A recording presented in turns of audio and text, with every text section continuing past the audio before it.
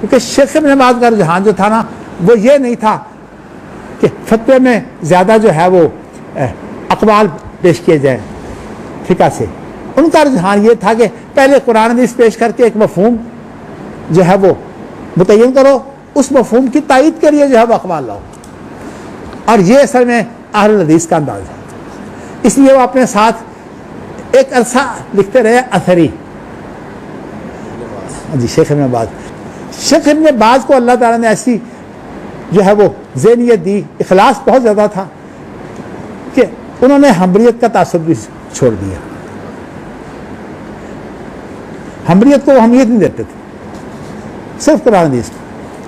تو اب میرا ان سے بہت گہرا تعلق ہے, تو اس وجہ سے میں نے وہ رجحانات سیکھے. میں اس وقت سے جو ہے نا اہل حدیث فرقہ کا بھی قائد نہیں ہوں. میں آپ کو اس لیے بتا رہا ہوں کہ مجھے بڑی تسلی ہوئی جب مجھے مولانا عطاء اللہ حنیف صاحب نے, وہ سمجھتے تھے کہ کیونکہ میرے محدث کے اوپر آج تک یہ نہیں لکھا مسلک اہل حدیث, ایک ہی لفظ ملتا ہے ملت اسلامیہ کا علمی اور تبلیغی اصلاحی, علمی اور اصلاحی مجلہ. میں نے اس کے جو انداز ہے وہ اس کے آخری صفحے پر عرصہ سے چھپ رہے ہیں. میں نے منہاج لکھا ہے حدیث کا, اور ساتھ ہی میں نے جو ہے, مجھے تسلی اس لیے ہوئی کہ مولانا عطاء اللہ حنیف جانتے تھے. میں نے جب رسول مقبول نمبر نکالا, حالانکہ میری غیر حاضری میں ان کا تبصرہ یہ تھا کہ یہ پرچہ جو ہے نا اس کا نام تو محدث ہے لیکن یہ اہل حدیثوں کا نہیں ہے. رسول مقبول نمبر جب میرا نکلا ہے, میں نے بہت اس پر محنت کی تھی,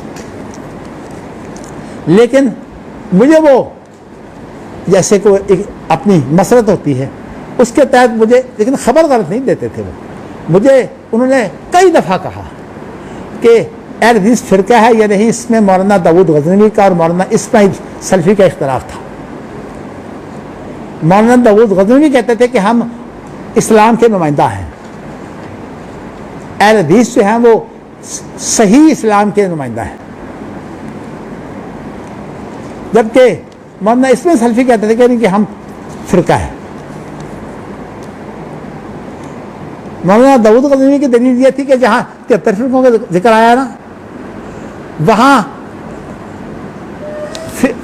اکٹھے تو غلبہ دے دیا ہے فرقہ کو, لیکن بعد میں جو صحیح حدیث ہے وہ ہے وہی الجماع. اور یہ طحاوی نے یہ بحث کی ہے کہ جماعت اور فرقے میں کیا فرق ہے. جماعت جوڑنے کے لیے ہوتی ہے, فرقہ توڑنے کے لیے ہوتا ہے. تو میں نے آپ کو یہ اس لیے بات بتائی ہے کہ یہ باتیں اب اس طرح کی ہیں کہ میری باتیں برداشت نہیں ہوتی, لیکن میں نے اب یہ تہیہ کیا ہوا ہے کہ کم از کم میں ریکارڈ کرا دوں, تاکہ انشاءاللہ حالات کے تحت پہلے تو یہ ہم اپنی نشریاتی طریقے سے یہ کوشش کریں گے کہ ہم ان چیزوں کے بارے میں جو ہے وہ اپنی رائے بیان کریں.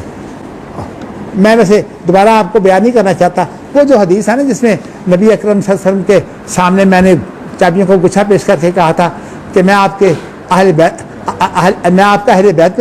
بیت میں سے ہوں نا, اس کی تعبیر جو مختلف علماء کے مشورے سے اور جو ہے میرے دل میں ہے وہ یہ ہے کہ اللہ تعالیٰ مجھے صحیح اسلام کے عقدے جو ہے وہ کھولنے کی توفیق دے. تو میں نے کہا میں نے بولنا ہی نہیں ہے, ہمیشہ خاموشی اختیار رکھنی ہے.